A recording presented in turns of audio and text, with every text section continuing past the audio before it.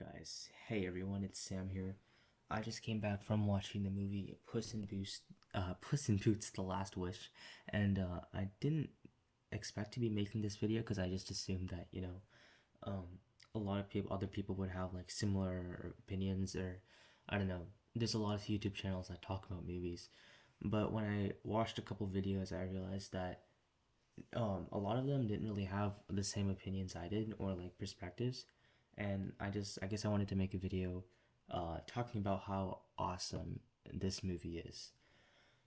So the purpose of this video is to kind of go over like what I thought about it, whether you should watch it, and kind of talk about an interesting um, kind of kind of thought I had as I was watching this film, because this movie takes a lot of inspiration from from the 2018 movie Spider-Man Into the Spider-Verse, and I had an interesting thought about how this movie kind of takes ideas and uses it in its own fantastic way. So, starting off with this movie, oh my goodness, it was a phenomenal movie.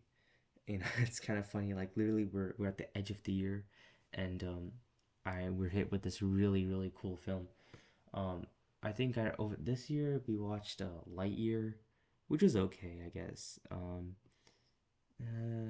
we saw, I think, Hotel Transylvania 4. I don't know. To be honest, kind of looking at this year's animation catalog, it's kind of mid. Um, but when I saw this trailer for this movie, I was so excited because the way the animation just pulled me in like straight away. And that lower frames, it just kind of immediately you think of Spider-Verse. And having come back from the movie, there's some really cool kind of animation techniques, and also nods to the original, not original I guess, but nods to their source of inspiration. So I was okay, like look at this, right? So you have Kingpin from Spider-Man. This guy is a chunkus. Like look at this absolute agglomeration of a man. Whoo boy, handsome. And then here's the one of the all right, spoilers. Just this entire video spoilers, just in case you in case you haven't figured out by now. So anyway, Jack Horner. Yeah. This dude, like look at this dude. Like if you look at him side by side, right? Like bro, it like the frame, everything. It's like yeah. And the thing is, oh, and especially look at the shot. These colors, the colors in this movie have been really awesome to see. Like take such an interesting like high contrast the color palette is just very surprising because you're in a fairy tale land, right? And you're seeing colors like this is like whoa, wow, okay. And actually, in the opening sequence, we see the star falling and hitting the earth, right? And then the star starts like moving through the landscape and starts like affecting all the plants, and you see like a lot of like 2D animation things with it. That was like so cool, like to see that overlapping animation styles. Like, wow. And the thing is, it's not something that we haven't seen before because again, with the Spider-Man film, we've they've done that. But here we have the Prowler, which is like one of the antagonists. But not really because if you see in that movie, he's actually Uncle Aaron. So that was a big reveal. That was really cool and unexpected. I mean, it's not completely unexpected, I guess, but a really like well done um character. Like if you see this right, it's all right. Well, anyway, it's the uncle, and um, we have this guy, and this guy is terrifying. The way, oh my goodness, this shot. Like, and honestly, it kind of reminds me of this guy from FNAF 4 because he goes. He's terrifying, and yeah, look at those eyes. And something really interesting is that the Prowler from Spider-Man has like this really it has this horn that whenever he's about to appear on screen, or when he does appear on screen, he has like this horn that plays, and the audience knows, oh shoot, the Prowler's here. this guy even has his own kind of sound that he whistles. He essentially whistles, and you immediately associate, because there was this one fight scene in the Puss in Boots movie. You heard the whistle and you immediately knew, oh shoot, it's this guy. And this guy also has a really interesting twist to his character, that he's like the essence of death, which is really interesting. It was kind of confusing though, because how I know how could the other characters in the movie see death? But I guess it's some sort of metaphor that I don't completely understand. But I understand it to a point where I know what they were trying to do, and the way they did it was really cool. Like this shot is like sick. Like this guy's really like so cool and terrifying, but cool. um, and okay, so there's also like the fight scenes, right? So I pull up the trailer and you can just kind of see the way the animation kind of moves. So here we go. So especially with like the way he hit the mug against the table, um, it switches really quickly from like smooth flowy animation that we've kind of been used to for like, and like like the regular like animated movie that you'd go and see, and then as soon as action takes place we get like these really framey um uh kind of movements. Let's get it! Yeah, it's like Goldilocks here coming in with the bears, really framey. But when we get to like slow parts, it's like switch. And actually, this is one thing I kind of like kind of sad about, because I wish they would transition the characters into the framey bits a bit more smoothly, because it feels like they kind of jumped into like the action, because it was like an on and off for the characters, like, oh, you're fighting, immediately just puts you into into the stylistic effect. It was a it was a bit jarring for the transitions, but as for like the actual effects, like incredible. Like, oh my goodness. And especially like you look at the colors here too, and like it's so well done. Um, and there's this one scene where they're under that bridge, and as Soft Paws was telling her story how she couldn't trust anyone, they go under this shadow, and then she's enveloped in shadow. And when she stops talking and the camera turns to Puss, they leave that shadow of the bridge. Like small things like that. I mean, that's in every movie, but the fact that they've done it, I guess I I guess I really appreciate filmmaking and this kind of techniques in general, especially after taking AP Lit of all classes, and reading like these really in detail, like, oh no, not in detail, I guess, but really um intricate strokes of genius that I guess a normal reader wouldn't see unless someone told them. And someone told me a lot of those things. I started like seeing these things in films too, and I've started to appreciate filmmaking a lot more as a viewer. Now, okay, there's a lot of things you could look at in film. Like here, there's costume design. All right, like I know this is like this person was modeled, and that's a whole other thing to talk about. But if we were taking the film as like face value, and like we're ignoring the fact that someone created like the model, you have things like costume, where how do we dress up this character to portray her in a place, portray our character in a way we want to. And actually, something interesting is that we as an audience know who Goldilocks is. So how do we also make her familiar enough while also kind of remixing her to make the character their own, as it whatever they were trying to accomplish? It's very interesting there. Other than a costume, there's also like voice acting. Now, making these YouTube videos, um, like I like caught myself like re-saying like under the inflection of my voice, like, bro, voice acting is actually like really hard, like, and now you are taking this voice acting as an art. And if this was like a live action, the art of acting is something that actors see, like, oh, that actor did that. And I consider myself more of a writer, um, than a lot of other elements. I like to draw, but not really 3D model or that art or animate really.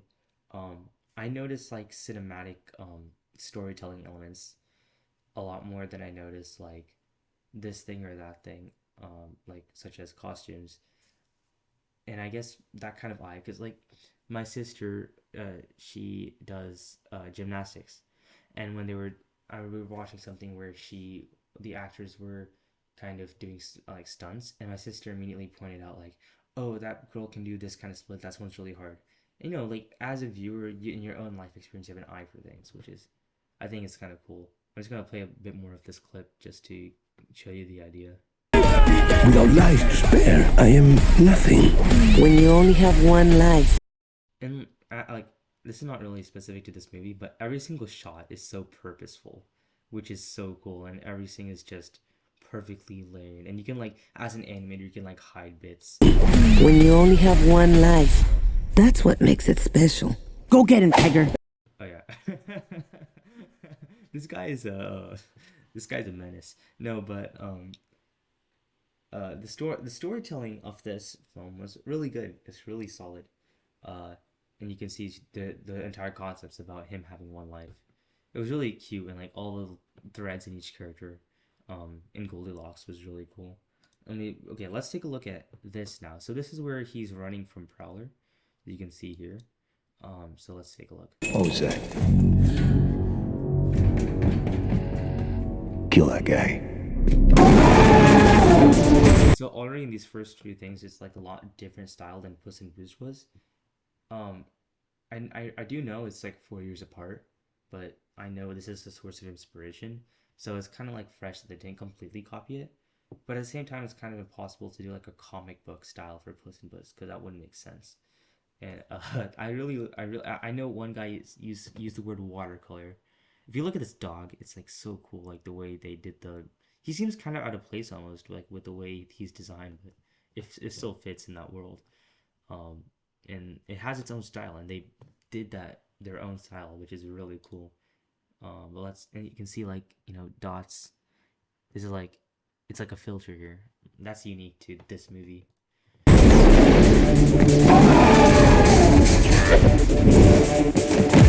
There's also like the 3D effect where they like color shift. I think Puss in Boots also uses that technique, but not as much as they do in this film.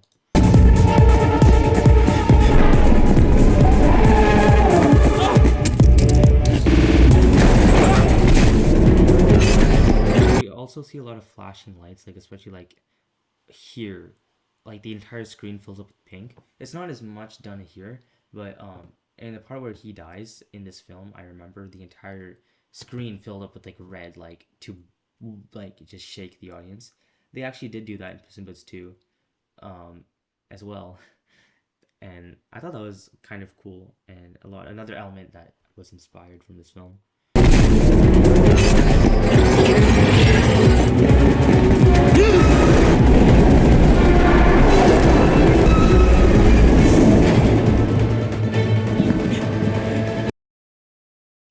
That kind of that camera movement was also like really stylistic in a sense. I don't remember if that was used in this film, but I guess in a way it kind of is. If you look at where they're riding, really, I don't know. But overall, we see a lot of inspiration from that movie to here. And something that I just got me thinking is, like, as a writer, is it really possible to make something both original, like completely original, and good? Because we have Puss in Boots, which has a lot of inspiration from Spider-Man, and just to make it very clear, like Puss in Boots is like a 10 out of 10 movie for me. It's like, it was amazing. But the funny thing is that this film didn't really have any like unique elements. Like, it followed the same kind of script almost, or the same kind of formula that literally any other movie in mainstream media uses, like that rising action, sad moment is sad, funny moment is funny. Actually, the funny moments that kind of you have to create that or invent that. But in Puss in Boots, like, it's like you're getting that first couple minutes where you're introducing the characters, laying the foundations, then the conflict arises, like, we've been seeing this formula for so long. I mean, it works, obviously, clearly, because, like, I love this movie. But it's interesting how Puss in Boots can borrow so many kind of attributes from, this other movie that they look at and say, okay, I like this frame rate, I like this style, and we're just gonna, like, not copy it, but remix into their own. And even though technically it's not their own, they were able to make a good product. I mean, one thing to realize is that at the end of the day, the purpose of this movie is to make money. So they had to do something like safe enough to where they know that like they're not like risking a lot of things. But even still, like they're taking like a creative liberty to go out and try something new. Because DreamWorks, actually, like it's kind of insane to think that this is from DreamWorks. You know, like Kung Fu Panda, like bro, they've never tried to experiment out this far, but it worked. You know, in 2022, this is kind of what people want to see. You look on YouTube and like video essays, so many people talk about into the Spider-Verse because how much they loved it and like all these new techniques and that people wanted to see something like this. People want to see this kind of medium. The storytelling itself, like in and of itself, like there's a lot of like used tropes in this movie, but like it's just so well rendered. Like they made sure to round out every character, and I think that's kind of a different discussion. The storytelling aside, which is fantastically done, this kind of like it's like fashion almost, like certain things come in season, like in style over time, and right now animation and this kind of begging for, please, we want animation, we want you as animators to use the medium for what it is, instead of being like um, animation studios trying to make everything as realistic as possible. This is what people want, and now I think studios are starting to recognize that. But DreamWorks did this movie in a way that, like, okay, let's just kind of take the formula from Spider-Man and put it in like this movie. Puss in Boots. Interesting choice to try this in, but anyway. And it worked, and it's been a couple days since release, but I'm pretty sure, given how well it's like how good the reviews have been, that this movie's gonna pop off in the box office, and it's gonna be interesting to see what they do for Shrek 5, whether they're going to do this kind of style or not. But yeah, they even like, it's just kind of obvious, but like the mistake made with the Sonic movie, how they made Sonic ugly, like they made sure to steer away from that. I mean, that's kind of obvious, but like they redesigned the character, but they redesigned him in a way that they knew what they were doing. Like they knew exactly what they were doing, which I love. They got that. But now in a world where, as a writer, where people kind of take ideas and make you can make a good product, but can you make your own project that's completely original and still be successful? This is an interesting question. Let's say let's say you write a genius book, but it's completely out of left field, and you have no one, like you essentially made clothing that's not in fashion, and no, you're gonna get overlooked. No one's gonna wear that, because they probably think it looks bad. But in 100 years, the times might have changed, and you'll be dead, but people will see you as a genius. It's like, actually, the story of Van Gogh and so many other artists, actually. So to be successful during your life, you kind of have to remix other people's ideas and just build off that, which is really interesting. You know, what if obviously it's easier because you don't have to completely like build your idea from the ground up. You can just look at something you admire, like a really good artist's work, and say, hey, I like the way they draw faces. Let me kind of do that in my own way. And you be successful. Now, Puss in Boots did it in a way. They ripped these characters. I mean, I wouldn't say I wouldn't use the word ripped, actually, because they did make it their own unique thing. Obviously, Jack Horner is from like its own fairy tale, but they reimagined this character completely with a slight a slight inspiration from Kingpin, and they made it their own. And I think, as a writer, this is all you need to do. You don't need to take up a burden of making something completely original, but rather be be yourself in the world where this is what people are feeding off of. This is what people want to see, and you just add your own touch, your own kind of artistic stroke to it. Because two people can play like a song on piano, but the way you play it will be different from the way that someone else will play it. And some people could want to play like pay money to see you play it as opposed to anyone else, because the way you do it is, well, in a sense, original. And I think this is like kind of like a conclusion, to what to do in like the creative space. It's okay to remix ideas, like the saying like art doesn't exist in a void. Well, yeah, you can't draw something that doesn't exist, because the best comedians, the best songwriters, um, they they draw from their own life experiences. The best college essays, even, like comedians, the funny bits are based off their own lives.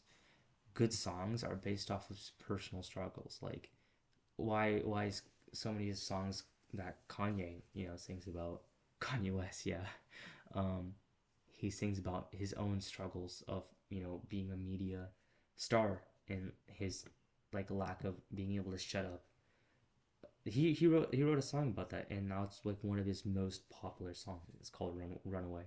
But like when you add your own personal touch and you make it your own, and even Kanye, he literally built his career on using samples, and sampling is just like listening to another bit of audio and putting that in his own music and just remixing that.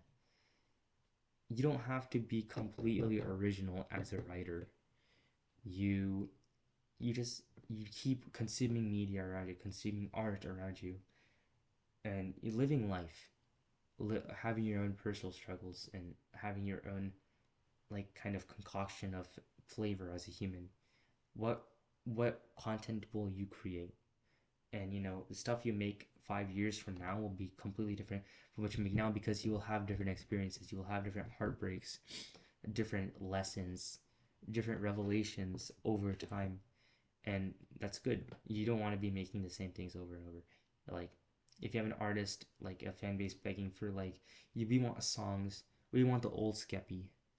We want like the videos that we want the YouTube videos that we used to watch like 4 years ago.